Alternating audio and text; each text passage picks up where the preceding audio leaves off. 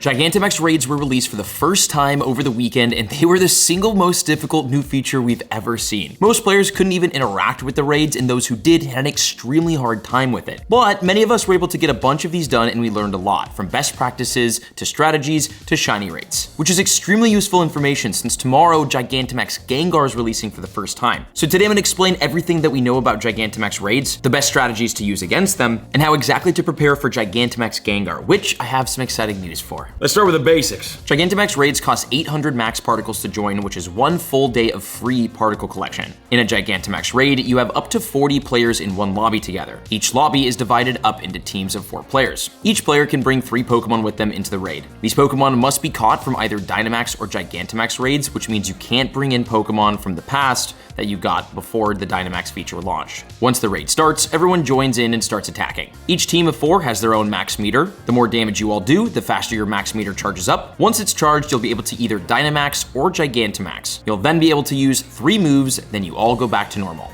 Generally speaking, that's how this feature works, but it's much different than we've all ever seen. For 8 years now, Pokemon Go has been a combination of catching and mindless tapping. You catch Pokemon, mindlessly tap, catch better Pokemon, use those to mindlessly tap against stronger ones, catch those, and again. We're basically all NPCs, farming to get bigger and better Pokemon. Unless you play PvP, this game doesn't really take that much coordination or strategy. Gigantamax raids are different. There's very nuanced details about them that you must understand to succeed. You can't just mindlessly tap and hope it all works out. But don't worry, today I'm gonna explain everything, so hopefully you and your community don't get absolutely blindsided by Gigantamax Gengar like we all did by the Kanto starters. Because that was one of the main problems. Nobody was prepared because nobody knew how to prepare. It wasn't really adequately communicated to us by Niantic before the feature launched, go figure. But now we know. Before you jump into Gigantamax raids, you need really good teams to go up against them. So let's talk about how to build the most optimized teams for max raids, specifically Gigantamax raids. For starters, your max moves matter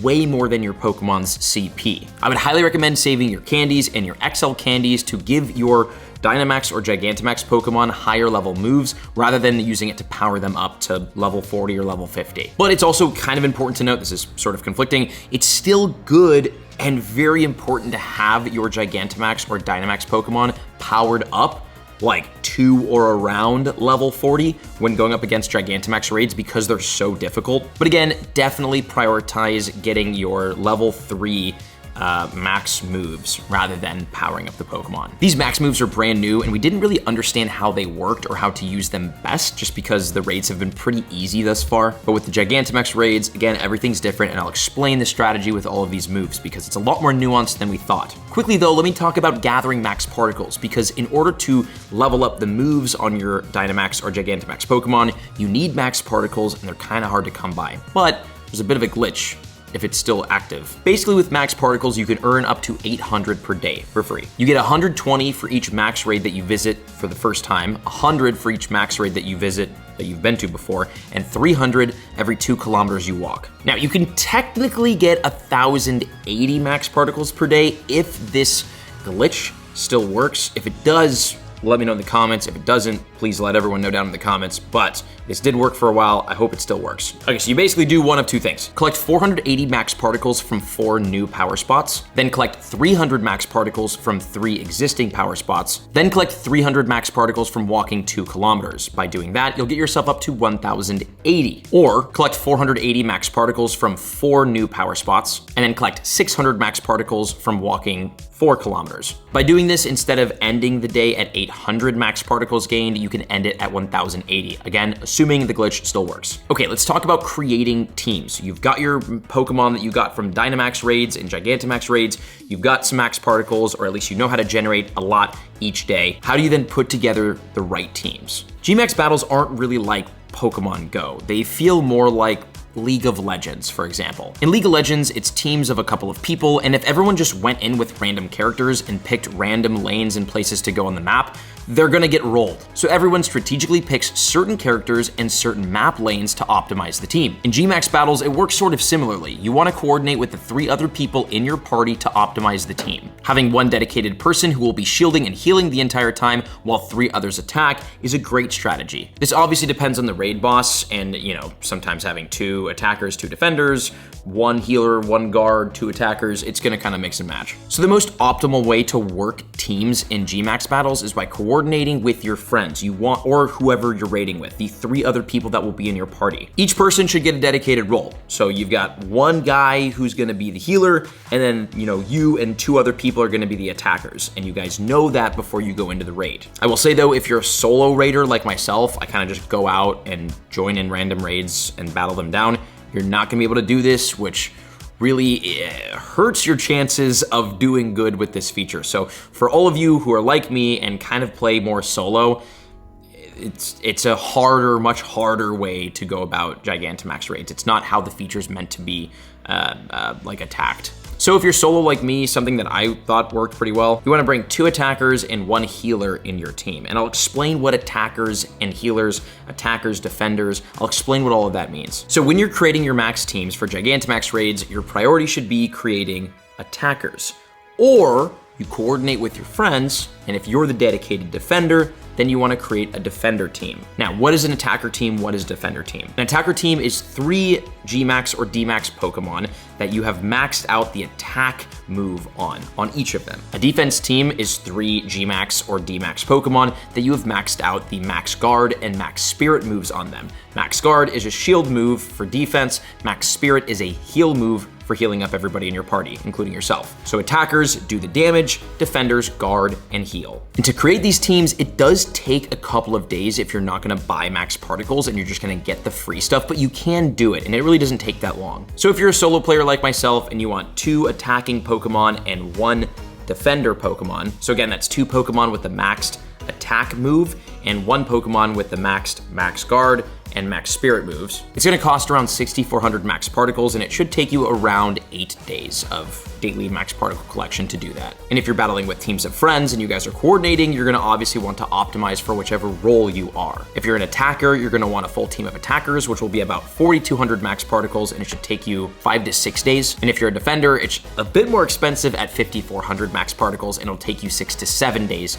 to max out and prepare that team. And which Pokemon should you be using for attackers and which ones should you be using for defenders?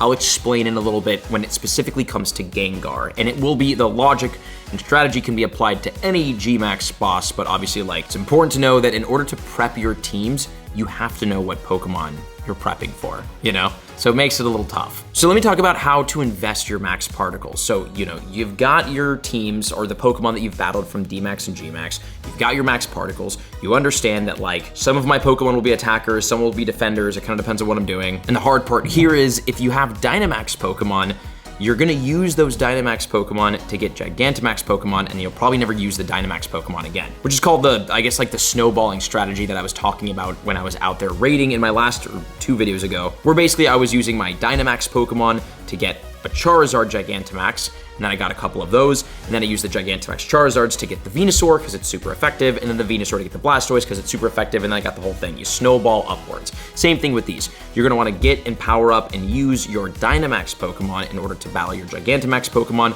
which will then replace your Dynamax Pokemon. But you're really going to want to do this if you really want to interact with the feature, because Gigantamax Pokemon are significantly better than Dynamax. For example, on a Dynamax Pokemon, the level 3 max attack stat is 350 damage, where on a Gigantamax Pokemon, the level 1 Gmax attack stat is 350, and the level 3 is 450. It's significant. It is so much stronger than Dynamax Pokemon. Now, the attack is obviously important for your attacking Pokemon. What about your defending Pokemon? When it comes to those, there's 2 other moves, Max Guard and Max Spirit. And we know a lot more about how these moves work, and you will want to invest your max particles into these moves as well, because they're actually very useful. So starting with Max Guard, it basically gives your Pokemon a shield that blocks damage coming in from the Gigantamax Pokemon. I didn't think this thing worked. It works. Level 1 Max Guard will give you 20 HP worth of shield, level 2 40 HP, and level 3 60 HP worth of shield. And it's important to know that when you're using Max Guard, it does not shield your entire party from attacks, the other 3 people. What it does is causes the raid boss to target you specifically with its attacks,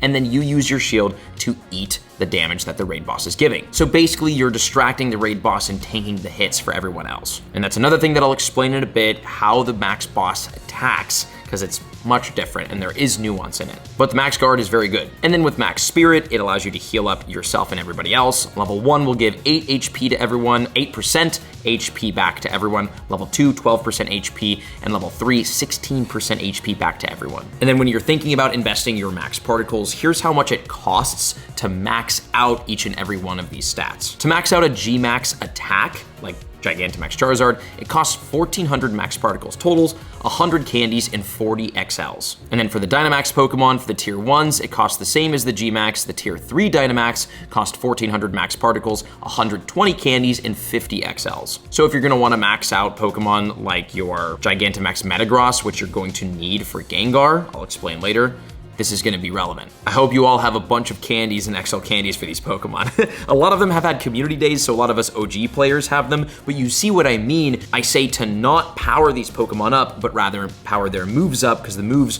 are really expensive when it comes to XL candies. And the average amount of time it will take you to get enough max particles to be able to max out the max attack is about 2 days. Now what about maxing out Max Spirit, which is the heal? On G-Max Pokemon, it costs 1,800 max particles, 150 candies, and 40 XLs. On Dynamax Pokemon, the tier 1 is the same as G-Max. Tier 3, 1,800 max particles, 190 candies, and 50 XLs. So if you're gonna bring a healer or a defender along and you wanna be able to heal up, it's gonna cost a lot of XL candies and candies. But like the attack, it'll take about 2 days to get enough max particles to max one Pokemon's Max Spirit. And then for Max Guard, it's the same thing as Max Spirit. G-Max will be 1,800 max particles, 150 candies, and 40 XLs. D-Max, tier 1 will be the same.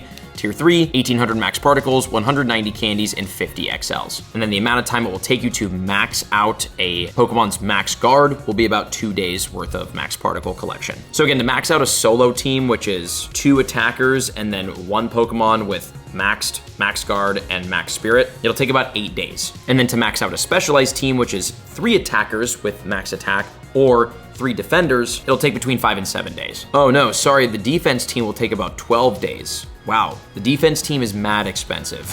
12 days for the defense team. Whew. And again, the hardest part about all of this is that you can't really do any of this until you know what raid boss is coming out. So we know Gigantamax Gengar is coming tomorrow, so we can prepare for it, but this information would have been much more helpful a week ago so that we would all have time to get all of the max particles we needed for free to be able to get a team ready for Gengar. But obviously we didn't really know how all of this worked and what all was going on here, so now we do. So make sure you're subscribed, because when the next Gigantamax raid box comes around, I'll have this information and this guide out way sooner so that you can be prepared for it for free before it comes out. And don't worry about Gengar though, I'll explain later how to prepare for it. Now let's talk about the best strategies when battling G-Max raids. Starting with charging the max meter, aka the most important thing in the entire raid. When you're battling, the more damage you and your team does, the faster your max meter goes up. So it's best to use super effective Pokemon with super effective moves against the raid boss. It's also best to use your strongest Pokemon in the team to do the most damage, but equally as important to save their health, which I'll explain. Also, when you see a small max bubble on screen, swipe your Pokemon onto it for a nice little max particle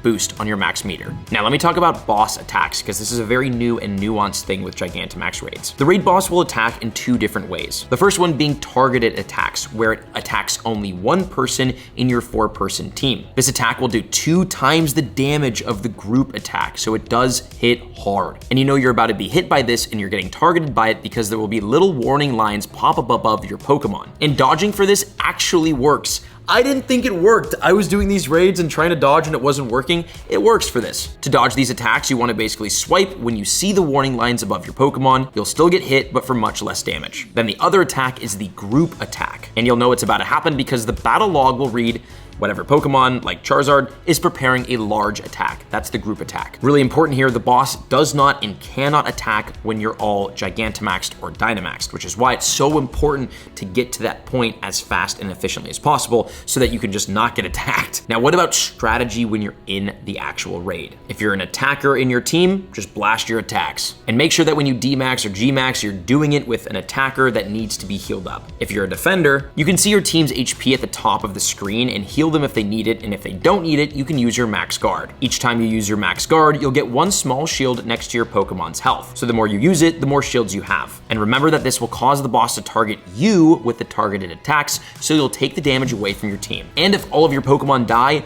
do not leave the raid. I talked about this in the other video. It is imperatively important that even if you faint out, you stay in the raid and you keep cheering, which is a brand new feature. This cheer feature is accessible when you faint out in a Gigantamax raid, and you can just basically tap on the screen and cheer on the other parties. Once you get to your cheer charge move, use it. This will give 20% to your team's max meter, which is massive. And just know that the raid technically can end. There is no timer, but after 6 minutes, the Gigantamax raid boss will essentially drop a tactical nuke and just like wreck everyone, and the raid will end. So even though you don't have a timer, you still technically do need to work quickly with a lot of people to take these down. Okay, so that's kind of like the Gmax guide. So now that you're a professional, let's talk about preparing for Gengar. Starting with amazing news, it's gonna be easier. Niantic actually listened to community feedback about how insanely hard the Kanto Gmax Pokemon were and made adjustments. We'll be making adjustments for Gmax Gengar, which is amazing. For starters, you'll get 25,000 Stardust when defeating Gmax Gengar raids. This is incredible. We love extra bonuses, and it helps a ton since technically we can only use